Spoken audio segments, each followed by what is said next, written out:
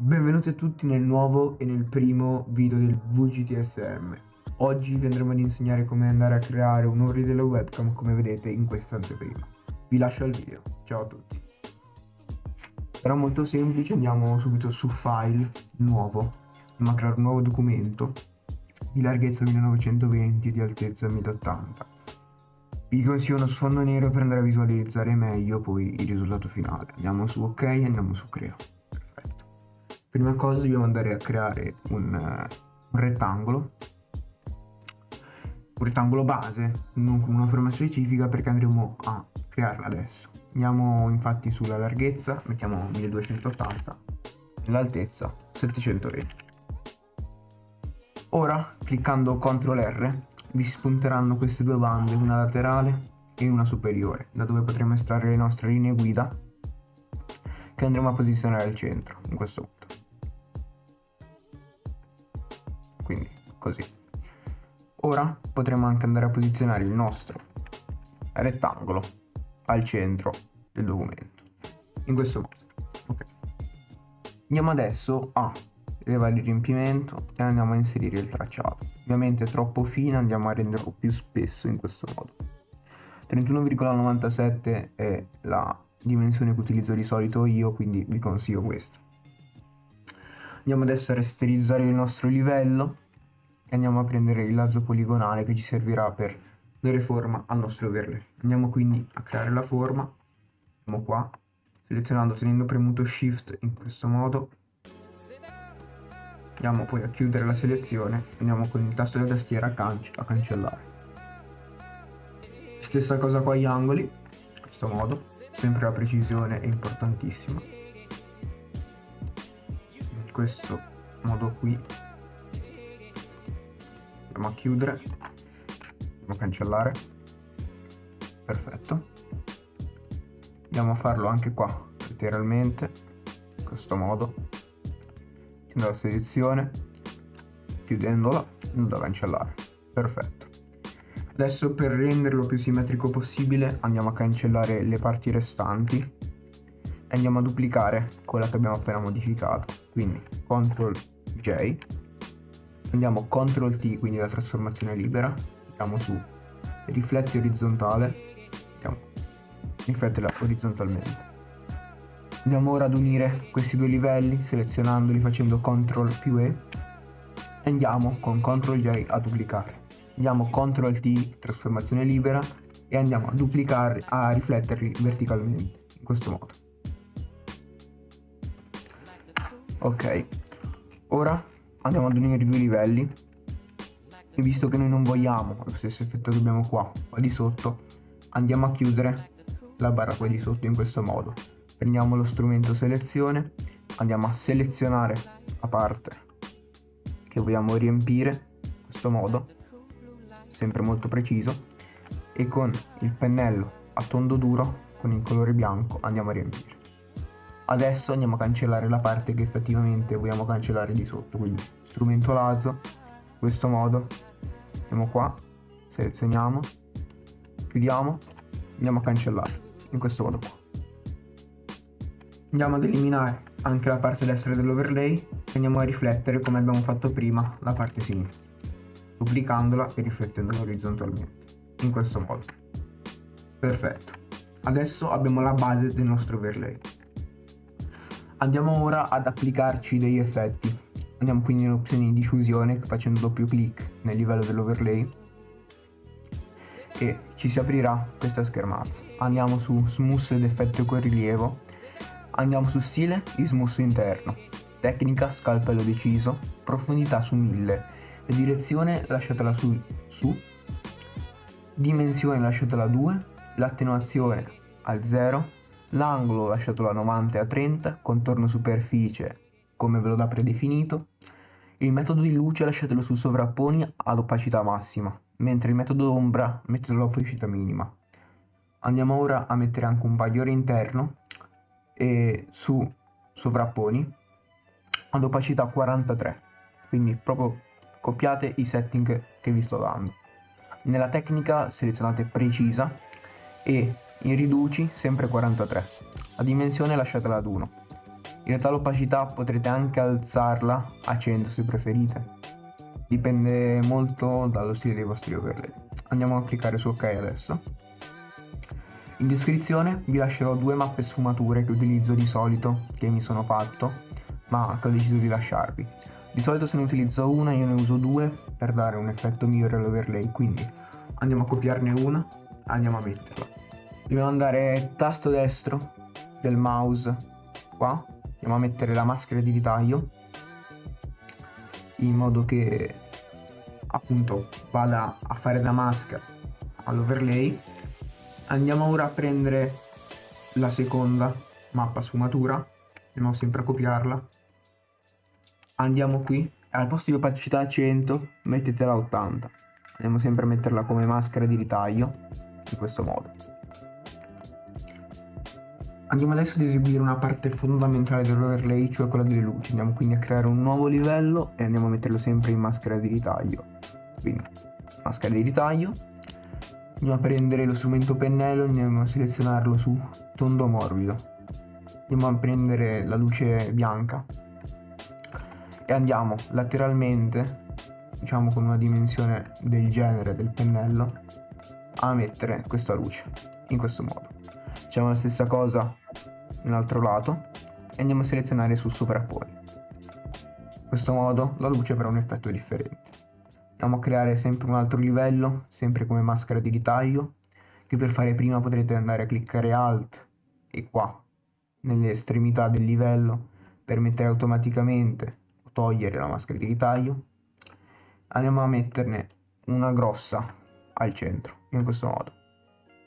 Così. Andiamo a mettere sempre su sovrapponi, andiamo ad abbassare leggermente l'opacità, sui 70. Andiamo a creare un altro livello, però stavolta con una luce nera. Quindi invertite i colori, andiamo ora su a questa dimensione qui, andiamo ai lati a oscurare un pochino. Quindi sempre sovrapponi, andiamo a diminuire l'opacità, questa volta di un po' di più. Andiamo anche ad aggiungere qualche dettaglio nero in mezzo, in questo modo, e come vedete l'overlay già sta prendendo forma. Ora una cosa non obbligatoria ma che io consiglio sempre è di andare ad aggiungere un rettangolo nero che metterà più in risalto l'overlay. Quindi dobbiamo andare a creare un livello sotto il rettangolo principale dell'overlay, andiamo poi a creare un nuovo rettangolo in questo modo, mettendolo sempre su 1280x720, quindi la dimensione standard di una webcam. Andiamo adesso a centrarlo e ovviamente a togliere il riempimento e a mettere solo la traccia, stavolta nera. Andiamo ad aumentarci lo spessore, magari un pochino più piccolo di quello che abbiamo utilizzato precedentemente, e ora dobbiamo giocare un sacco con le dimensioni, quindi mettiamo così, così. Qua bisogna andare molto ad occhio ragazzi, quindi state attenti, sempre precisi dovete essere ovviamente. Andiamo ora ad aggiungere dei dettagli. Partiamo con dei piccoli rettangoli arrotondati che andranno agli angoli dell'overlay, quindi andiamo a crearne uno, quindi in questo modo andiamo anche ad allungarlo un pochino, poi così.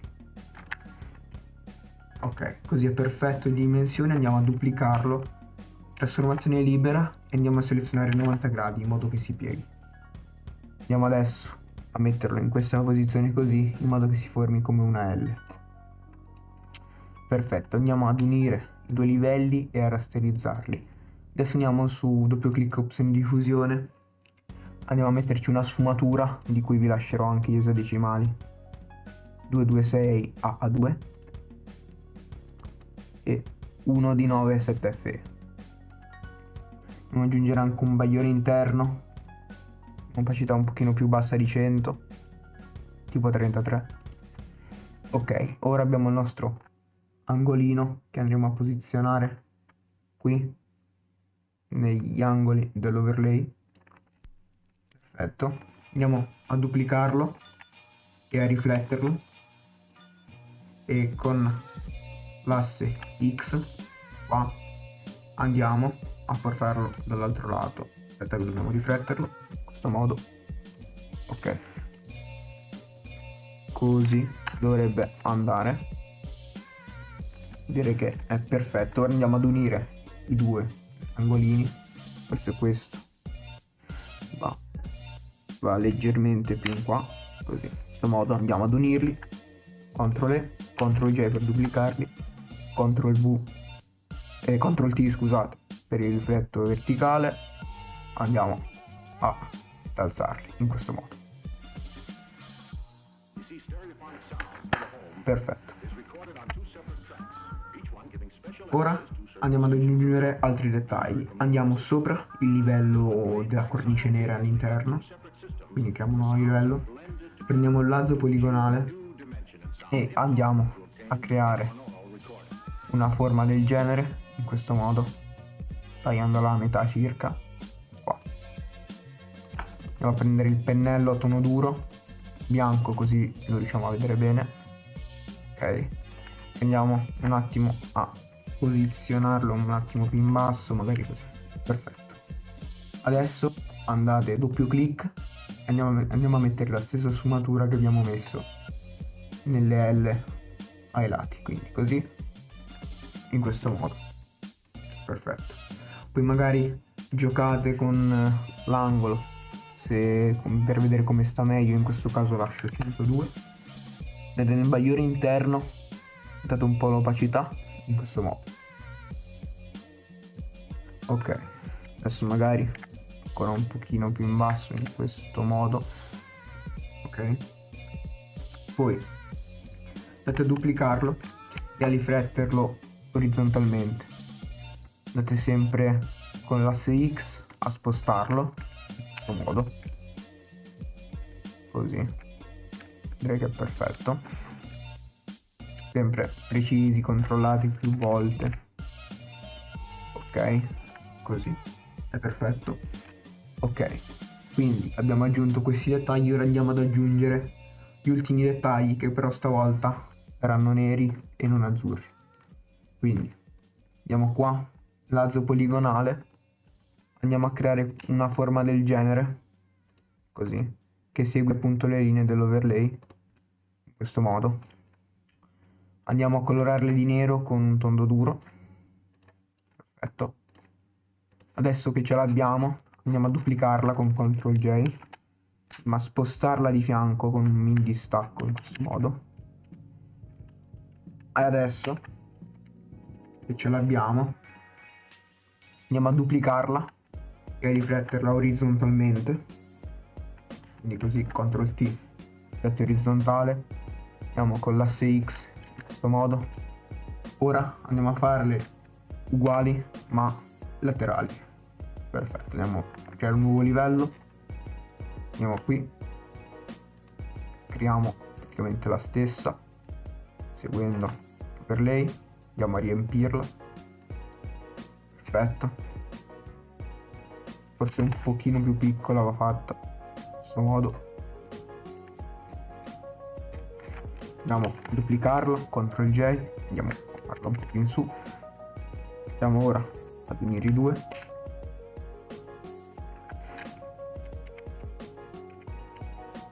In questo modo.